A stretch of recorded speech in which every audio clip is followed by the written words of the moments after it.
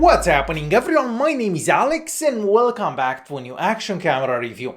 Today we are checking out another one from SJCAM called the SJ8 Air. So this is an action camera that you can buy for just under $100, and for that price you get an action camera that can record at the maximum resolution of 1296p.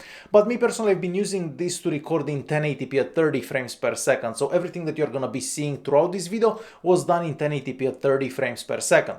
We also get a very nice looking touchscreen. This is a 2.33 inches touchscreen, and I have to say that this is one of the best touchscreens that I've seen on any action camera. Starting with a super quick unboxing, well, the camera comes in a very similar box to what we've seen in the past from other SJCAM cameras. So first things first, you're gonna see the waterproof case, and according to the manufacturer, the waterproof case is good to up to 30 meters in the water. However, me personally, I haven't been diving with this case. I've only had it in water on one occasion, and there was no water going inside. Aside from that, we are also gonna find the user manual. The user manual has some information if this is your first camera, and aside from that, we are gonna find some mounts and stickers, so you can basically place the camera anywhere. The camera itself looks very similar with all the other action cameras that we've seen in the past, but it doesn't look or feel cheap by any means. So this is made out of plastic, but this is some type of rubberized plastic, and that's why I said it doesn't feel cheap. So on the front we basically see the brand name, which is SJCAM. We see a couple of LEDs and the lens. At the top we have the OK and the recording button, and also the holes for the speaker. And moving to the other side, we have the holes for the microphone. We have a little plastic flap that covers the USB-C port as well. So you can charge this with a USB-C cable basically. And since I'm talking about the microphone, I might as well show you a couple of samples so you can hear how the microphone recordings from this action camera sound. Alright, so this is a quick microphone test to this new SJCAM SJ8 Air that I'm trying out. So I'm currently recording in 1080p at 30 frames per second. I'm also using a gimbal, and it is a bit windy. So aside from my voice, you should hear some wind and probably some water. Well, I'm next to a river, but well, the river is frozen, so maybe no water. So this is how the microphone sounds under these conditions. Right, so we have another quick microphone test with the SJCAM SJ8 Air. So I'm currently recording in 1080p at 30 frames per second, and it is a bit windy. I'm walking outside, and it is also extremely cold. It's like minus 20 degrees. And what you're seeing on the right here, well, this is a frozen river. Yeah, that's right, this is a river. So under these conditions, so basically walking and with a bit of air, this is how the microphone recordings from this camera sound like. And as you've heard for yourself, the microphone recordings from it sound pretty good and better than a lot of other action cameras that I've tried in the past. And since I mentioned that USB-C port at the side, well, the camera can record while it's charging, and that means that you can plug in like a power bank and keep recording at the same time, so you're not going to be running out of power. The camera has a car mode as well, and that means that you can use it as a dash cam in your car. And we also have time lapses available at the touch of a button. So you basically press a button and the camera does the time lapse by itself. And this was a short example of a time lapse that I've done with it. Moving to the other side of the camera, there we have the power button, and the power button also lights up. And at the bottom we have a 1/4 inch hole, so you can place this on a tripod basically, or on a selfie stick or something like that. And next to that we have a little plastic door that covers the 1200 milliamp hour battery. So on one charge you can record for about an hour and 10 minutes if you are recording in 1080p at 30 frames per second, and charging the battery from 0 to 100 is done about in an hour and a half. Next to the battery we also have the slot for the SD card, and supposedly this camera can take SD cards up to 128 gigs, but me personally I was only able to use 32 gig SD cards in it. I tried a couple of 64 gig SD cards and none of them work. The camera cannot see those SD cards, so I'm not sure if I'm using the wrong format for those SD cards or not, but as of now I can only say that only 32 gig SD cards work with it.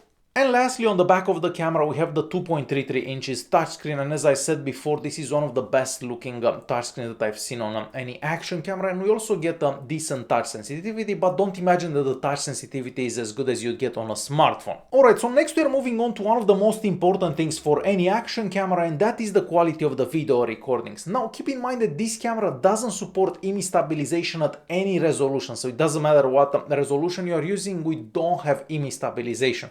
So if you're walking, if you're running, your footage is gonna be kind of shaky unless you're using a gimbal. So next we're gonna check out some recordings that I've done during the day. Some of them were done with a gimbal and some of them were done without a gimbal, but you're gonna see everything at the bottom of the screen. So let's check out the daytime recordings.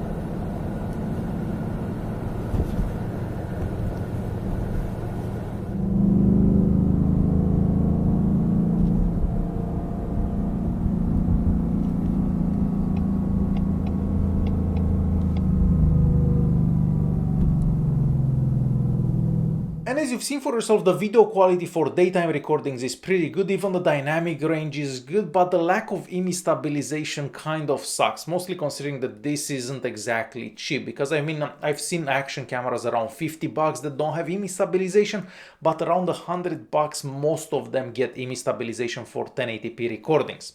Alright, so next we are moving on to some nighttime recordings, so let's check those out.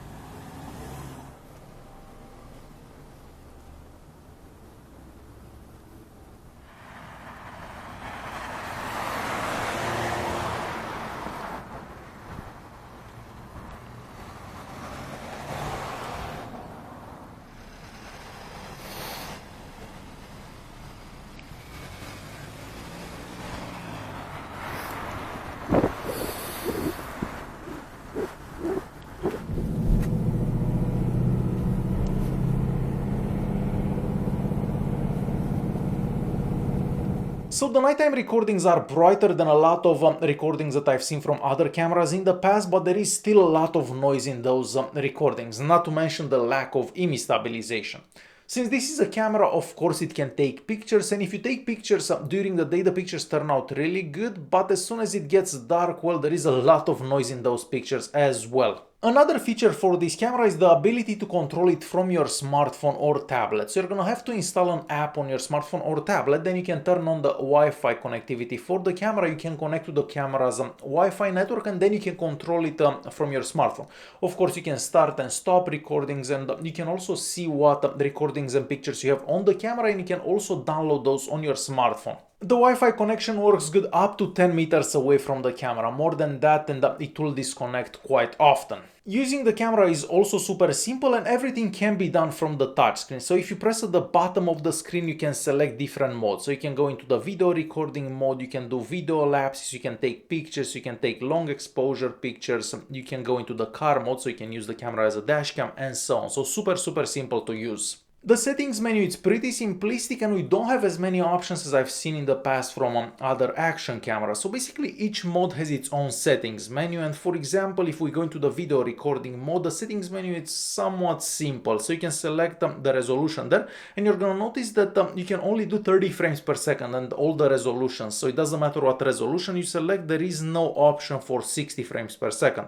Of course, you can select the interval for video lapses, you can turn on or off the audio, you can turn on or off the timestamp, and so on. But definitely not that many options. We also have a general settings menu, and from there you can change the languages. And yes, there are a lot of languages that are available, but I'm going to leave it to English for now. You can select the date and time, you can format the SD card. If you have a gimbal, but a SJCAM gimbal, you can select that and so on, but definitely not as many options as I was expecting. So to quickly conclude this video, the video quality from this camera isn't bad, but the lack of image stabilization kind of sucks, and I've seen a lot of other action cameras for the same price or less that have image stabilization for 1080p recordings, and I mean, why not have 1080p recordings and image stabilization, you know what I mean? So this should have been priced somewhere around $50 because, well, there is no image stabilization. Alright guys, hopefully you enjoyed this video. If you did like it, press that like button. Don't forget to subscribe and I will see you in the next one. Thanks for watching.